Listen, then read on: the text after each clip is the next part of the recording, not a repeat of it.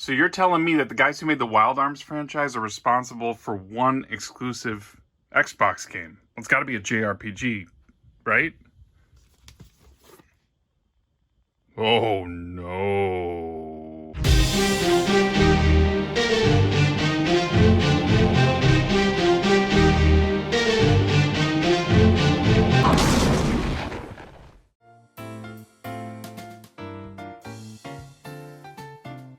Yes, it's true. MediaVision's only Xbox game is Sneakers, an exclusive to the system, but not entirely what I would have expected from a studio with this kind of pedigree.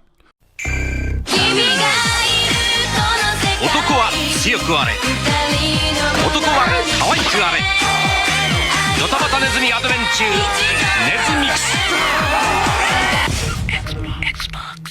Released less than a year into the Xbox lifecycle and only 2 weeks after Blink's The Time Sweeper, Sneakers clearly was aimed at providing the Xbox with a much-needed cutesy platformer mascot.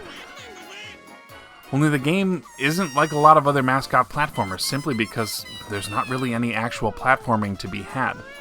You play as Apollo and a team of mice who have run into a situation where the provisions set aside for a big party have been stolen. Everyone accuses each other until they realize the culprit is a sneaky rat, and evidently there's plenty more where that one came from.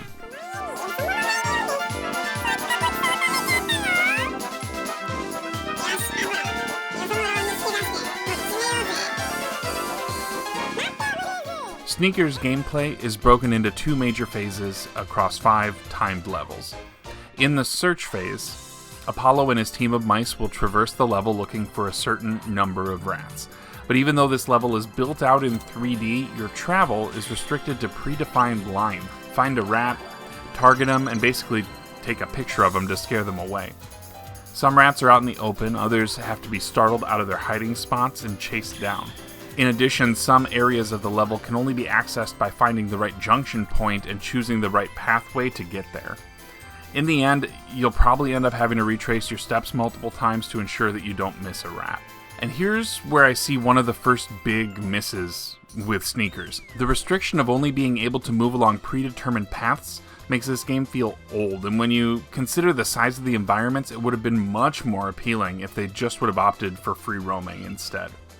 Back to the gameplay though. Once you've found a specific number of rats, you'll be prompted to go back to one of the areas you have previously cleared and will enter a battle phase.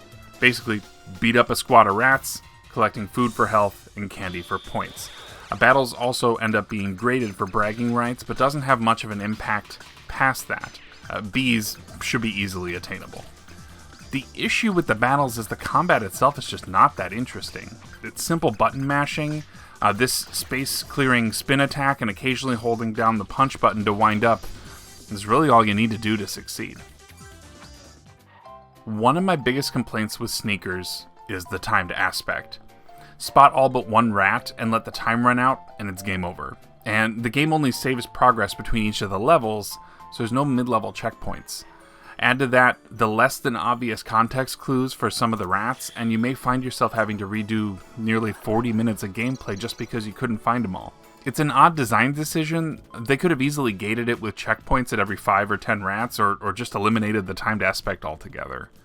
From the collector's perspective, Sneakers does have some novelty, being that in the States it was the only game on the Xbox that was a Toys R Us exclusive. Rest in peace. And I'm not gonna lie, the game is pretty adorable. I mean, look at their little jackets! But ultimately, the gameplay is just a little too uninspired for a developer that was capable of so much more. I can't fault you for picking it up for the exclusivity angle, just be aware of what you're getting yourself into.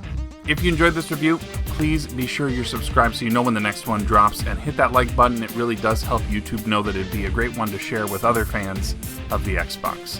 I'm always intrigued to hear about games that people love for the system, so you really should leave me a comment about one of your favorite Xbox titles. Maybe someday we'll get around to a briefing all about it too. That should about do it for today for Xboxer Briefs. Thank you for watching, and I'll see you next time.